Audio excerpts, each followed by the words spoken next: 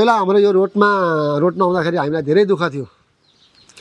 हामीले नुनदेखि लिएर अब खाद्य पदार्थहरू सबै हामीले धेरै जस्तो उतै ल्याउनु घरतिरै ल्याउनु पर्थ्यो, धनकुटादेखि ल्याउनु पर्थ्यो।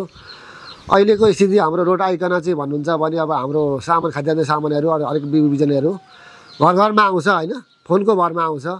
हामीलाई धेरै सुविधा छ। अब बिरामी हुँदाखेरि हामीले पहिला बोकेर लानुपर्थ्यो, हामीले बोरामा अथवा तन्नामा बेरेर लानुपर्थ्यो। अहिलेको स्थितिमा अब फोन गरेपछि घर घरमा अब एम्बुलेन्सहरू आउँछ। अहिले हामीलाई सुविधा धेरै छ। अब पहिला हाम्रो जग्गाहरू 1 लाखमा बिक्न गाह्रो हुन्थ्यो, अहिले 14देखि 1500मा बिक्न थाले यिनै जग्गाहरू। अब हामी नै यो मान्छेहरू होइन बोकेर ल्याउने अब गर्ने भनेका धेरै राम्रो भएको छ अहिले। अब यहाँभन्दा उता पनि अब पिच भइसकेपछि अरू राम्रो होस् होइन, बजार व्यवस्थाको लागि अलिकति सुविधा भइदियोस्। अब चौकी थिएन, हाम्रो अहिले चौकी पनि आएको छ, स्वास्थ्य चौकी केही थिएन, त्यो पनि आइसक्यो।